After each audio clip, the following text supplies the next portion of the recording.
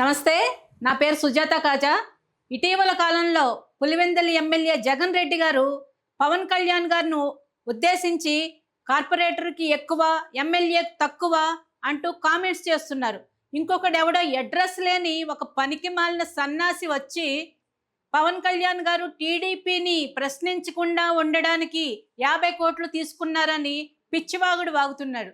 వీళ్ళు రోజుకొకరు వచ్చి గుడ్డగాల్చి మన మొహాన వేస్తున్నారు.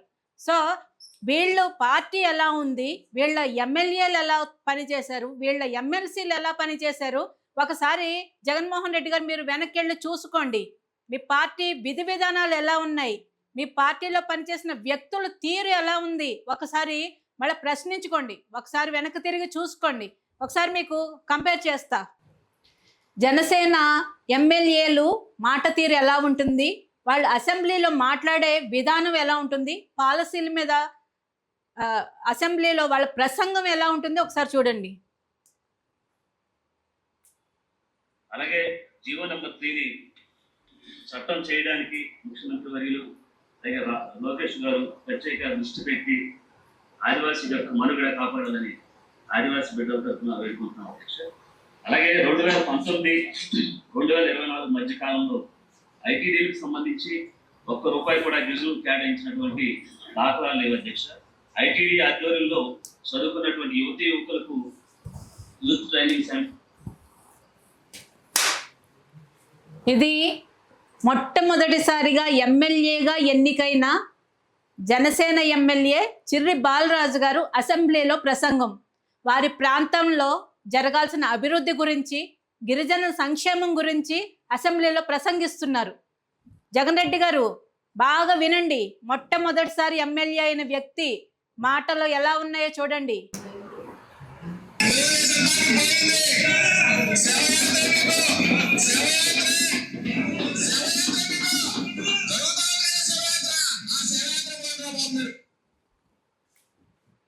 ఇది అప్పటి వైసీపీ ఎమ్మెల్యే, మినిస్టర్గా కూడా చేశారు, జోగి రమేష్ అసెంబ్లీలో మాట్లాడిన మాటలు, ఒక ప్రతిపక్ష పార్టీ గురించి మాట్లాడే మాటలు.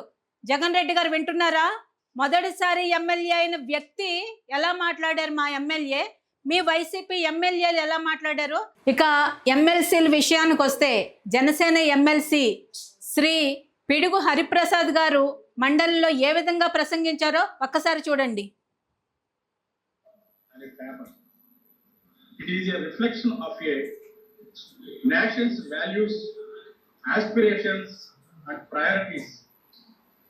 ప్రముఖ ఆర్థికవేత్త, నోబెల్ అవార్డు గ్రహీత జోసెఫ్ స్టిగ్లిట్జ్ అన్నారు అధ్యక్ష.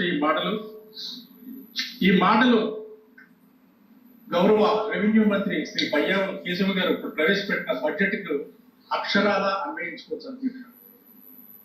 ఇది మాటల బడ్జెట్ కాదు అధ్యక్ష, భవిష్యత్తుకు బాటలు వేసే బడ్జెట్ అధ్యక్ష. జనసేన ఎమ్మెల్సీ శ్రీ పిడుగు హరిప్రసాద్ గారు బడ్జెట్ని ఉటంకిస్తూ ప్రముఖ ఆర్థిక శాస్త్రవేత్త, ప్రొఫెసర్, నోబెల్ అవార్డు గ్రహీత జోసెఫ్ స్టిగ్లిట్జ్ గారిని ఉటంకిస్తూ ఇది మాటల బడ్జెట్ కాదు, భవిష్యత్తుకి బాటలు వేసే బడ్జెట్ అని బడ్జెట్ మీద ఆయన ప్రసంగించడం జరిగింది. జనసేన ఎమ్మెల్సీలు కానీ, ఎమ్మెల్యేలు కానీ, మంత్రులు కానీ ఆ పదవులకే వన్నె తెచ్చే వ్యక్తులు. ఇక మన వైసీపీ ఎమ్మెల్సీల భాగోతం ఇప్పుడు చూద్దాం. కీలక అంశాలు వెలుగులోకి వచ్చాయి. ప్రాథమికంగా అది హత్యనని నివేదిక సారాంశంగా తెలుస్తోంది. సుబ్రహ్మణ్యాన్ని చాలా దారుణంగా కొట్టి చంపేసినట్టు తెలుస్తోంది. తలపై బలంగా మోదారు, చేతులు విరిచేశారు, ప్రైవేట్ పార్ట్స్ పై బలంగా కొట్టారు. గొంతు నొక్కేయడంతో ఊపిరి ఆగిపోయినట్టుగా నివేదిక. YCP MLC Anantha Babu, YCP MLC Anantha Babu తన డ్రైవర్ని హత్య చేసి శవాన్ని డోర్ డెలివరీ చేశాడు. అటువంటి వ్యక్తిని జగన్మోహన్ రెడ్డి చాలా మంచివాడు, సౌమ్యుడు, చాలా తక్కువ ఆస్తి ఉంది అని ప్రజలకు పరిచయం చేశాడు, భుజం తట్టి ప్రోత్సహించాడు. ఇంకొక ఎమ్మెల్సీ భాగోతం చూద్దాం.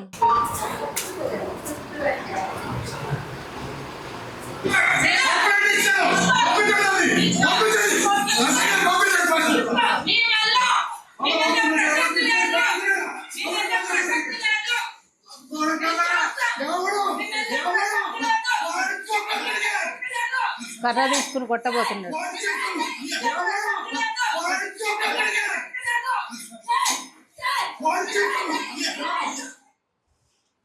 వైసీపీ మరో ఎమ్మెల్సీ దువ్వాడ శ్రీనివాస్ పవన్ కళ్యాణ్ గారి మీద ఇటీవల అనుచిత వ్యాఖ్యలు చేశాడు. ఆ వ్యక్తి భాగోతం కుటుంబాన్ని, కట్టుకున్న భార్యని, పిల్లల్ని నడి రోడ్డు మీదకు తీసుకురావడమే కాకుండా పిల్లల్ని, తన సొంత పిల్లల్ని లకారంతో దూషించాడు. 10 మంది ముందు, పోలీసుల ముందు భార్యని, పిల్లల్ని కొట్టబోయాడు. ఇటువంటి వ్యక్తులు మీ ఎమ్మెల్సీలు. మాకు మీకు కంపేర్ చేయొద్దు. జగన్మోహన్ రెడ్డి గారు జాగ్రత్తగా వినండి. మీ ఎమ్మెల్సీలు బాగోతాలు. ఒకళ్ళు చంపేసి డోర్ డెలివరీ చేస్తారు, ఇంకొకళ్ళు సొంత కుటుంబాన్ని రోడ్డు మీదకి ఈడ్చుకొచ్చి వాళ్ళు కొట్టబడతారు. పిల్లల్ని, సొంత కన్న కూతుర్ని లకారంతో దూషిస్తారు. ఇది మీ ఎమ్మెల్సీలు. ఇక వైసీపీ మంత్రుల పనితీరు ఎలా ఉందో, వాళ్ళు ఏ విధంగా అసెంబ్లీలో మాట్లాడారో కూడా చూద్దాం.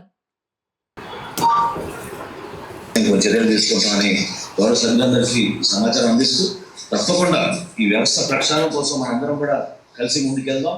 ఎన్నడూ లేని విధంగా సివిల్ సప్లైస్ డిపార్ట్మెంట్ కి గౌరవం వచ్చే విధంగా, అదే విధంగా రాష్ట్ర స్థాయిలో ఉన్న ప్రతి ఒక్క రేషన్ కార్డు హోల్డర్కి మేము సరఫరా చేసే బియ్యం, ఇతర నిత్యావసర సరుకులు అన్ని కూడా చాలా అద్భుతమైన క్వాలిటీ తోటి ఎవరు కూడా దాని జనసేన మినిస్టర్ శ్రీ నాదెండ్ల మనోహర్ గారు ప్రసంగం అసెంబ్లీలో. వైసీపీ హయాంలో రైతుల దగ్గర నుంచి ధాన్యం కొనుగోళ్లు ఎంత ఘోరంగా పడిపోయినాయి అంటే 2019 స్టార్టింగ్కి రైతుల దగ్గర నుంచి 80 లక్షల మెట్రిక్ టన్నుల ధాన్యం ప్రభుత్వాలు కొనుగోలు చేసేవి. దాన్ని తగ్గించుకుంటూ వచ్చి వైసీపీ ప్రభుత్వం చివరికి 30 లక్షల మెట్రిక్ టన్నులకు తీసుకొచ్చింది. 80 లక్షల నుంచి 30 లక్షల మెట్రిక్ టన్నులకు తీసుకొచ్చింది. పోనీ కొనుగోలు చేసిన ధాన్యానికి రైతులకు సకాలంలో డబ్బులు జమ చేశారా అంటే అది లేదు. కూటమి ప్రభుత్వం అధికారంలోకి వచ్చే వరకు కూడా గత ప్రభుత్వం పెట్టిన బకాయిలు చాలా ఉండిపోయినాయి. అవన్నీ కూటమి ప్రభుత్వం వచ్చిన తర్వాత ఆ బకాయిలన్నీ మేము తీర్చాం మా గవర్నమెంట్లోకి వచ్చిన తర్వాత. ఇప్పుడు రైతుల దగ్గర నుంచి ధాన్యం కొనుగోలు చేసిన వెంటనే వితిన్ 24 అవర్స్లో 97% మందికి వాళ్ళ ఖాతాల్లో డబ్బులు జమ అయిపోతున్నాయి. మిగిలిన వాళ్ళకి నెక్స్ట్ డే కల్లా అయిపోతున్నాయి. మొత్తం 48 అవర్స్లో వాళ్ళకి మొత్తం రైతుల దగ్గర నుంచి కొనుగోలు చేసిన బియ్యం అన్నిటికీ వాళ్ళ ఖాతాల్లోకి డబ్బులు వెళ్ళిపోతున్నాయి.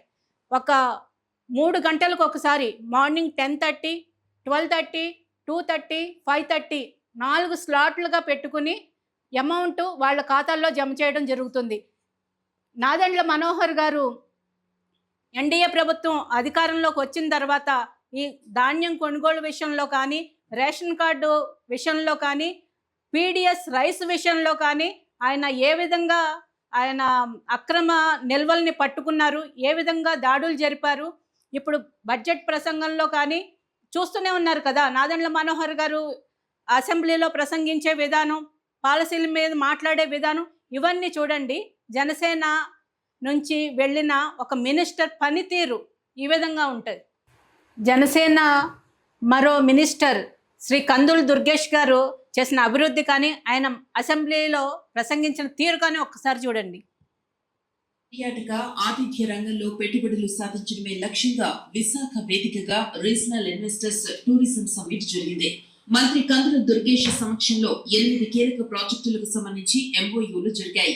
హాస్పిటాలిటీ, అడ్వెంచర్ స్పోర్ట్స్, క్రూయిజ్ రంగాల్లో 1217 కోట్ల పెట్టుబడులకు సంబంధించిన ఒప్పందాలు జరిగాయి. హోటల్స్, రిసార్ట్స్ నిర్మాణం ద్వారా విశాఖ రానుంది. సుమారు 2500 మంది.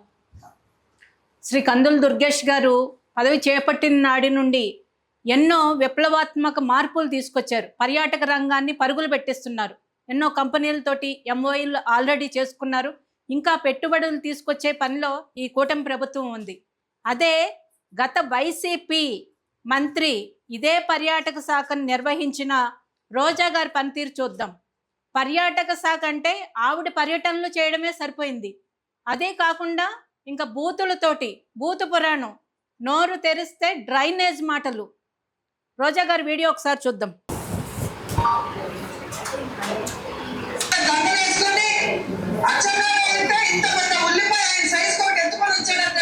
Body shaming.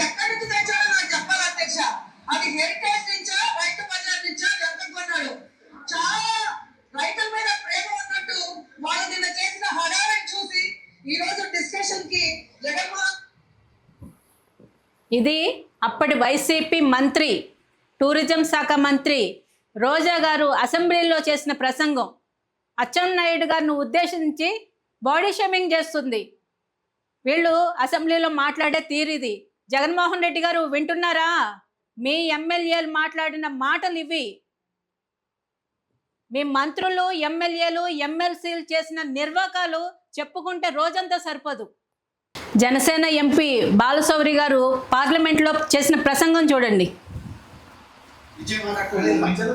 Earlier there was no flight to Mumbai. This was a long pending demand. Sir, sir, and we are requesting, we need a flight from Vijayawada to Calcutta, Vijayawada to Varanasi, and additional flight to Delhi to Visakhapatnam and Tirupati also.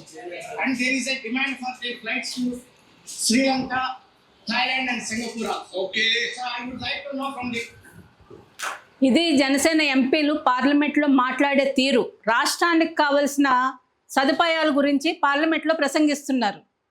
YCP ఎంపీలు ఏ విధంగా ఉంటారన్నది మనం విజయసాయిరెడ్డి గారిని చూసాం, గోరంట్ల మాధవ్ని చూసాం. వాళ్ళు ఆ స్థానాలకే కళంకం తెచ్చిన వాళ్ళు. ఇక సాక్షాత్తు వైసీపీ అధ్యక్షుడు పులివెందుల ఎమ్మెల్యే తన ముఖ్యమంత్రిగా ఉన్నప్పుడు సభలో మాట్లాడిన మాటలు చూడండి. ఈరోజు ప్రతిపక్ష హోదా కావాలని చెప్పి కోర్టులో కేసులు వేస్తారు, రోడ్డు మీదకి వచ్చి ధర్నాలు చేస్తా అంటాడు, నేను అసెంబ్లీకి రానంటారు. గతంలో మాట్లాడిన మాటలు చూడండి ఒకసారి. 23 కూడా కాదు, రేపు ఎలక్షన్లలో మీకు 2-3 కూడా పడేసే పరిస్థితి ప్రజలు వస్తారని గుర్తు పెట్టుకోవడం చెప్తా ఉన్నాను. ఖచ్చితంగా పరిస్థితి దేవుడు చూస్తా ఉన్నాడు. ఖచ్చితంగా ఒక దిక్కాలు పడతాయి. ఒక టాపిక్ లేని టాపిక్ లో మీరు మాట్లాడడం ఇష్టం కాకపోతే అధ్యక్ష, వాళ్ళందరినీ ఈ రకంగా పెట్టుకోవడం అనవసరం అధ్యక్ష. వాళ్ళు వినకపోతే మార్కెట్స్ పిలిపించేసేయండి, ఎత్తి పక్కన పడేసేయండి అధ్యక్ష. ఎందుకు లేకపోతే అధ్యక్ష చర్చ సభ జరగాలా లేదా నాకు అర్థం కావడం లేదు. ఇది దీనికోసం ఇదే పద్ధతిలో చెప్తారా? మార్షల్స్ని తీసుకొచ్చి ఎత్తి పడేయాలంట సభ్యుల్ని. ఇదే జగన్మోహన్ రెడ్డి గారి తీరు. అప్పట్లో టీడీపీని ఉద్దేశించి మేము ఒక 5-6 ఎమ్మెల్యేలను లాగేస్తే మీకు ప్రతిపక్ష హోదా కూడా ఉండదని చెప్పిన పెద్ద మనిషి. అంటే 18 సీట్లు వస్తేనే కానీ ప్రతిపక్ష హోదా ఉండదు అని జగన్మోహన్ రెడ్డి గారికి తెలిసి కూడా అప్పుడు తెలుసు, ఇప్పుడు మర్చిపోయారు. అంటే కన్వీనియంట్గా మార్చేసుకుంటూ ఉంటాడు పరిస్థితుల్ని. ఈరోజు 11 ఉన్నా కూడా నాకు ప్రతిపక్ష హోదా ఎందుకు ఇవ్వరని చెప్పి పోరాటాలు చేస్తున్నారు. ప్రజల తరపున మాట్లాడవయ్యా అంటే పులివెందుల ప్రజలు గెలిపించి అసెంబ్లీకి పంపిస్తే వాళ్ళందరినీ పక్కన పడేసి, అంటే నీ గెలుపును కూడా ఒక అపహాస్యం చేసావు. ఇప్పుడు నీ ప్రజలు నమ్మి ఓట్లు వేశారు కదా పులివెందుల ప్రజలు, మరి వాళ్ళకి ఏం సమాధానం చెప్తావు? అసెంబ్లీకి పోకుండా నాకు ప్రతిపక్ష హోదా ఇస్తేనే వెళ్తా, నాకు చంద్రబాబు నాయుడు గారు సీట్ ఇస్తేనే వెళ్తా, నాకు చాక్లెట్ ఇస్తేనే వెళ్తా, నాకు బిస్కెట్ ఇస్తేనే వెళ్తా, ఇటువంటి కుంటి సాకులు చెప్తున్నారు జగన్మోహన్ రెడ్డి గారు.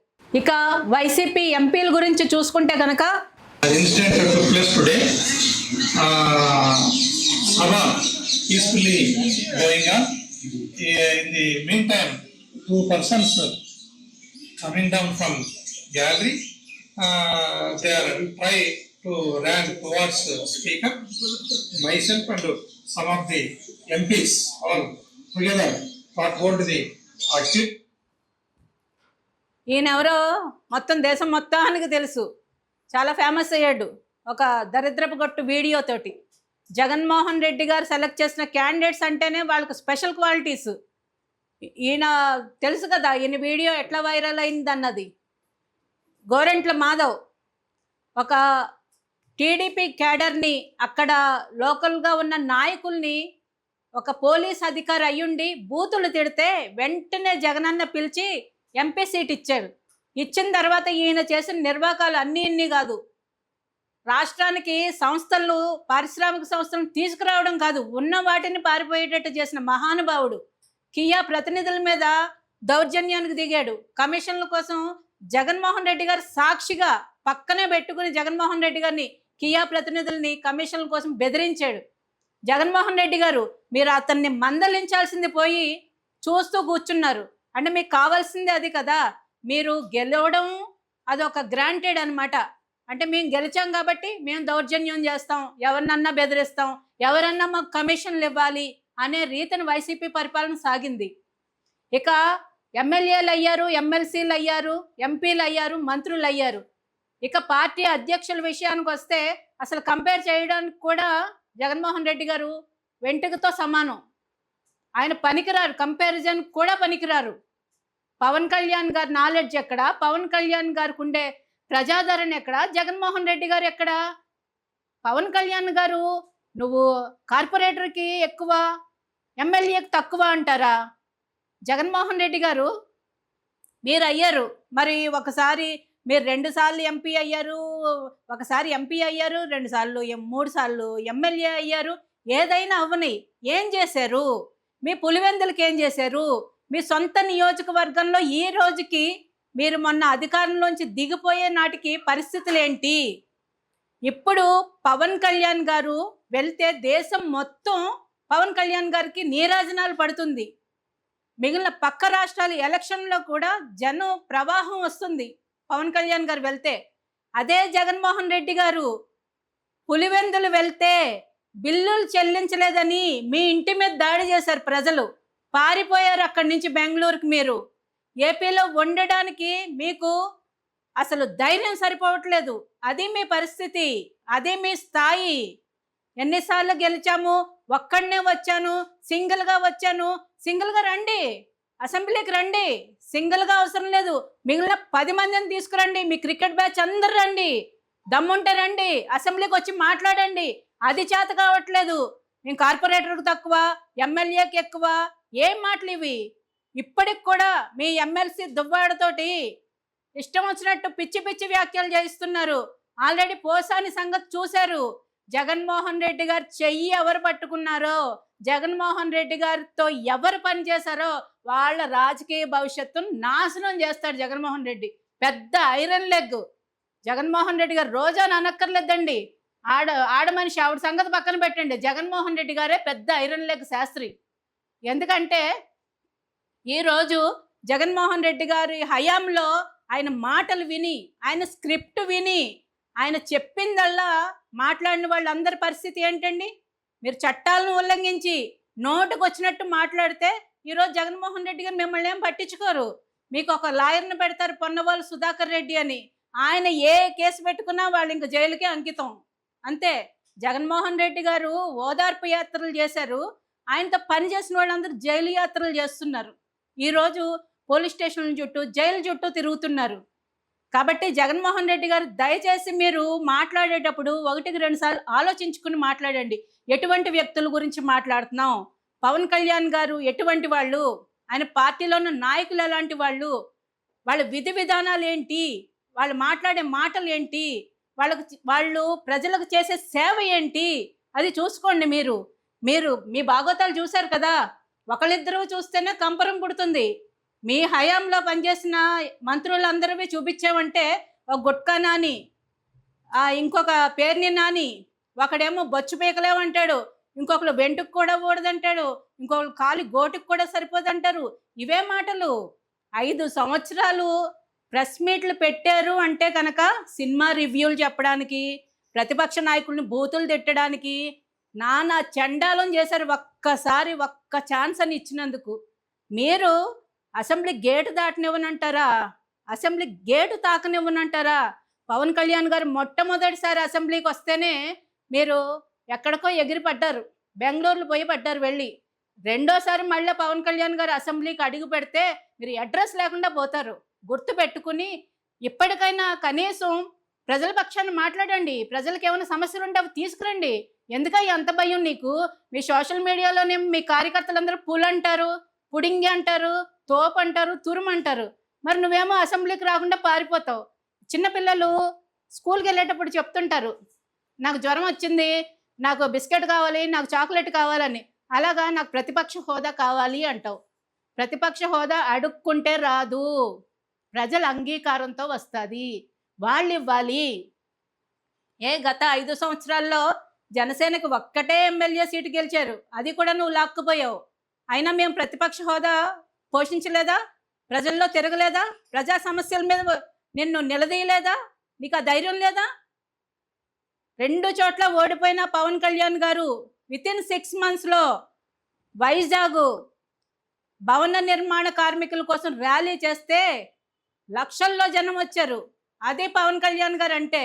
నువ్వు అధికారంలో ఉన్నప్పుడు పరదాలు అడ్డు పెట్టుకుంటావు, అధికారంలో లేనప్పుడు వెళ్ళి బెంగళూరు ప్యాలెస్లో దాక్కుంటావు. పక్క రాష్ట్రం నుంచి ఇక్కడికి వలస వస్తున్నావా? పక్క రాష్ట్రం నుంచి చుట్టపు చోటు వచ్చిపోతున్నావా? ఈ రాష్ట్రంలో ఉండడానికి ధైర్యం లేదా? మరి ఆ పాటికి ఆంధ్ర రాజకీయాలు ఎందుకు నీకు? అసెంబ్లీ రావడానికి ఎందుకు భయం? తాడేపల్లిలో ఎందుకు ఉండట్లేదు? ఇవన్నీ మాట్లాడితే మీ పథకాల గురించి మాట్లాడే అర్హత మీకు లేదు. మీ పథకాల్లో అన్నీ లెక్కల బొక్కలే, మీ పథకాల్లో అన్నీ డొల్లలే, అన్నీ డొంక తిరుగుడు వ్యవహారాలే. ప్రతిదీ బయటకు వస్తుంది. జగన్మోహన్ రెడ్డి గారు దయచేసి నోరు అదుపులో పెట్టుకుని మాట్లాడండి. జై జనసేన, జై హింద్.